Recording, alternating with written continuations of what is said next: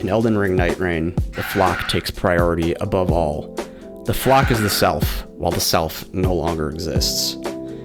It is with these tenets that we remain forever vigilant over the flock. I'm gonna sneeze.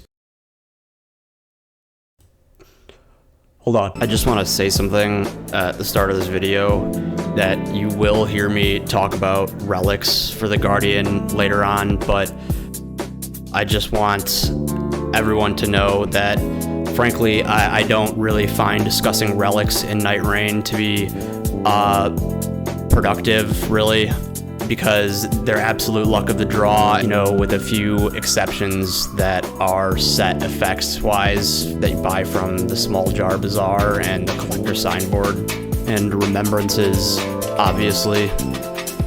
And sometimes you have an amazing relic, and it's completely random that you got that, so to suggest playstyles based around them is not really material, I think, to actually describing the way the character plays. So just so you know that going forward.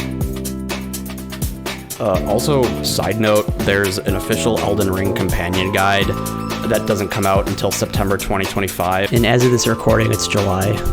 So this is going to be a review of Guardian, but keep in mind that maybe there's some information that gets presented in that book that comes later that presents something that I don't have currently about Guardian, like, you know, maybe some new lore. And I will be going into lore at the end. So just keep that in mind. So I just wanted to make this aside. Maybe the companion guide will release and it will correct information presented here about characters from an art perspective, but until then, everything is my own interpretation of the game and interviews with the developers. The birds of war! What's up, America? All right! Hey, troops! All right, guys, drop a beat for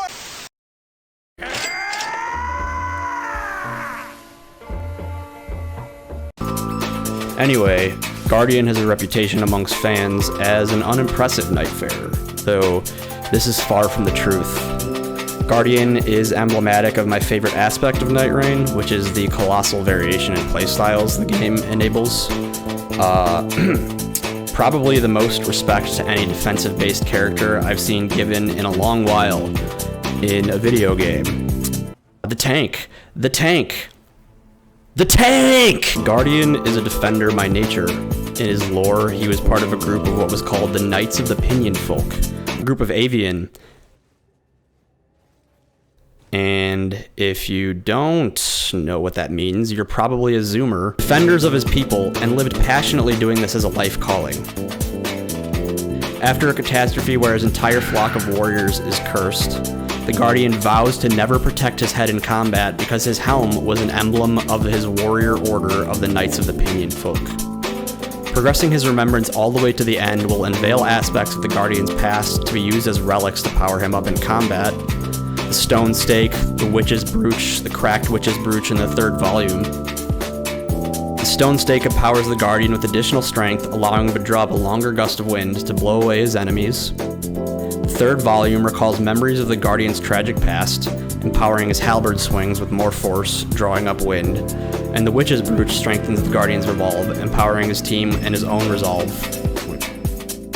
What the fuck? And steadying the Guardian in his defensive stance, sending damage back at enemies who fecklessly attempt to break it. I mean, do I need to put it another way, big man? I mean, you know what I'm saying? The Guardian is a capital T tank. I mean, you get what I'm saying, you know what I mean? The Guardian thrives on solitude. Does that make sense? I don't know, nor do I care. But I do know that the notion that the Guardian can't perform solo is not true. He's a creature of stately indifference to all the paltry attacks the peons of Linveld, for that is what this land is called, have to throw at him. Of course, you still take damage if you get hit, but don't get hit as Guardian. Simply throw on the reflect damage when ability is active relic, and make taking damage a thing of the past, Jack. Go on the attack for enemies at the back, front. Fuck. Make use of the Guardian's insane HP pools to take damage, even if that's not possible, which it isn't, I think. I mean, come on. Don't give me that. I'm trying my best here. Come on, man. Since you're actually built to be a tank for a group as a guardian, you'll definitely want to use the relic for attracting the aggression of enemies if you're actually playing with people. I wonder if this guy on my other monitor will play some of my new favorite game with me. I don't have any friends. The Guardian thrives on survivability buffs as well, so make sure you grab those increased percent HP, percent stamina buffs, and the walking dormant buffs for increased ability and utility.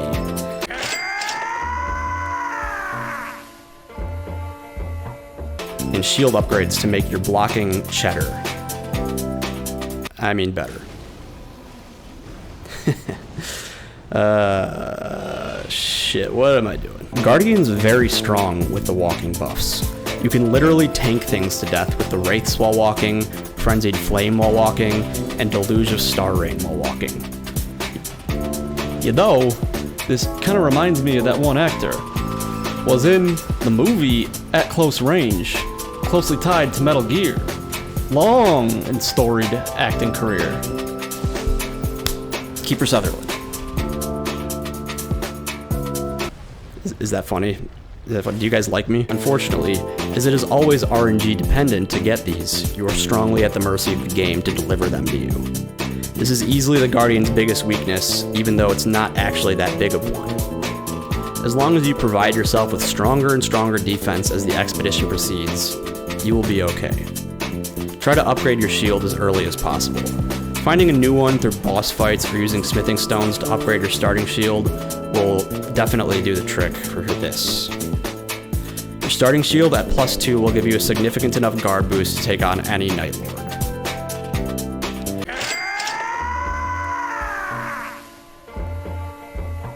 Not getting a walking buff as Guardian is a cruel mistress, but you should also keep an eye out for weapons that have a special shield use case moveset. These are halberds, great spears, heavy thrusting swords, spears, and regular thrusting swords. Grabbing these will make you a force to be reckoned with, as you can no longer be hit, but you can invert the hitting back at your enemy, all while holding your shield aloft.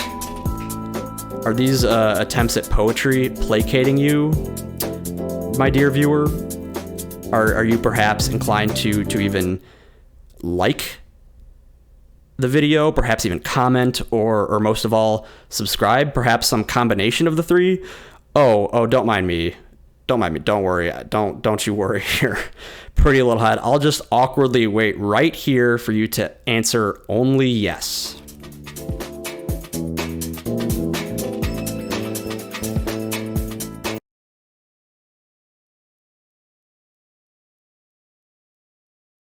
Never mind that a different corporation was in control before that. But you know, they pay me to write, not to think. you know what I'm saying? You know what I'm saying? Please click the button. On to combat as Guardian.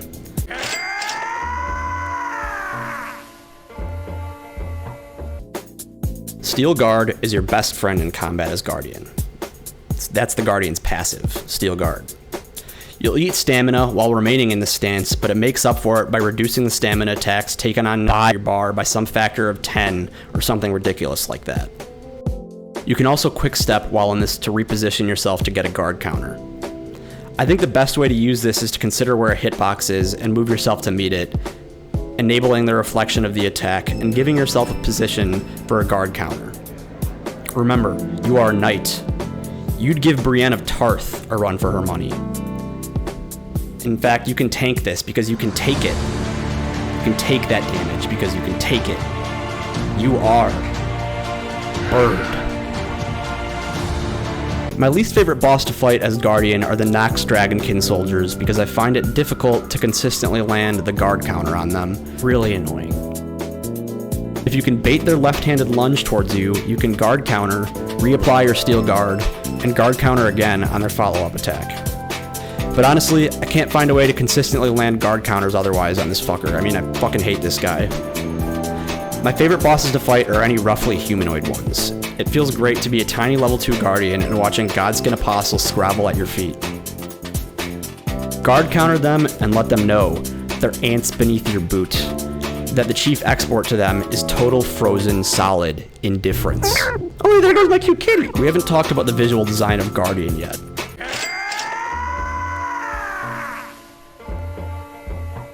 He's a bird. What, you need more? Guardian's bird visual design speaks to his ability to survey his flock, your two teammates, speaking from an in-game point of view. You soar high using his ultimate, fly above the battlefield, and crash down. You keep an eye on everyone and make sure that they're safe to attack while you tank the enemy's attacks. A highly unique take on the tank.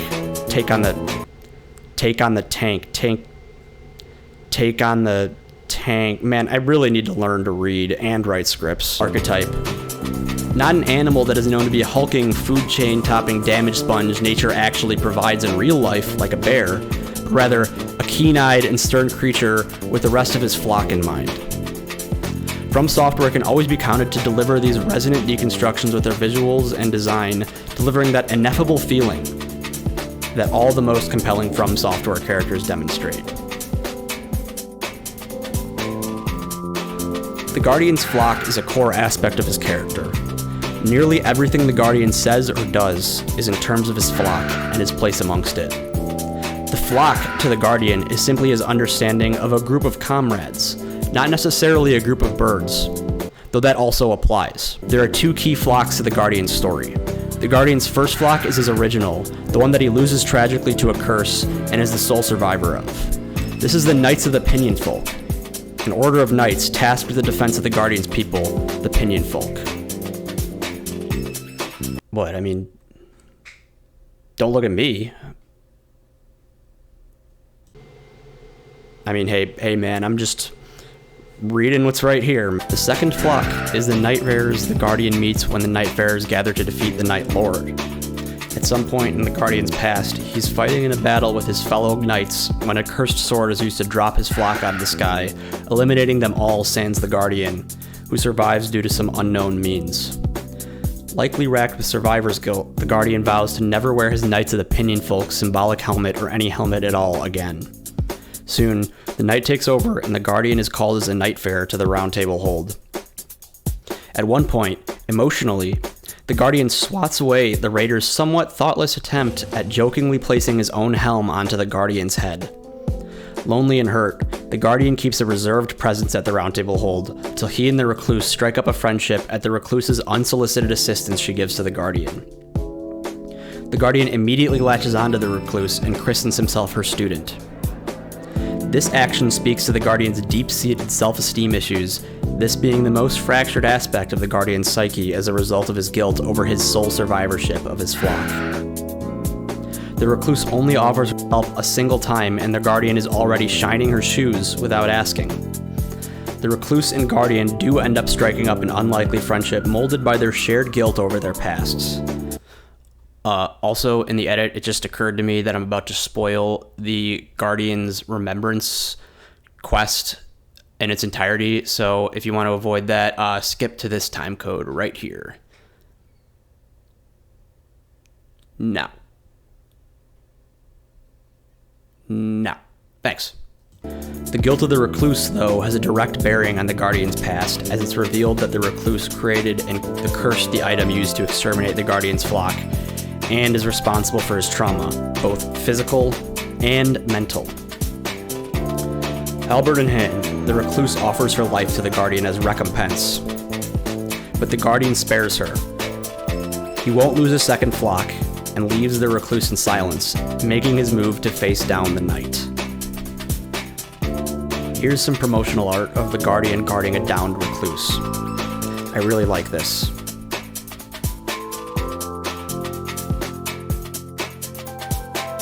Careful for what comes next.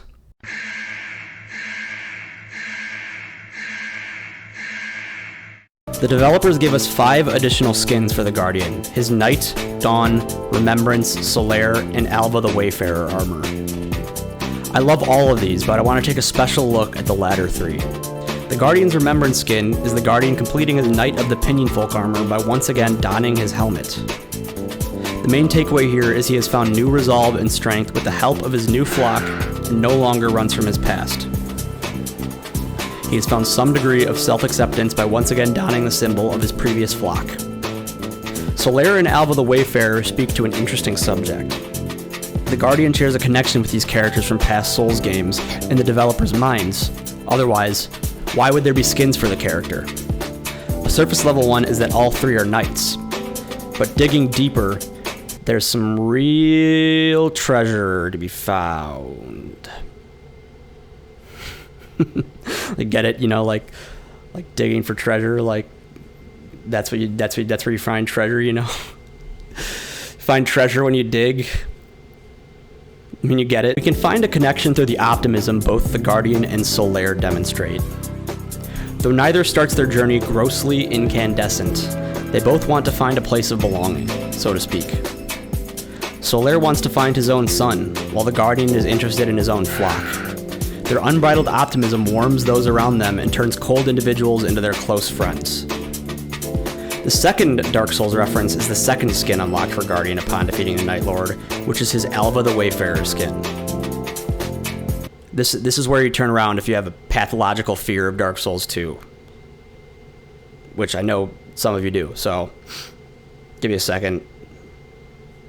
Turn away, you know. Call your mom if you need to.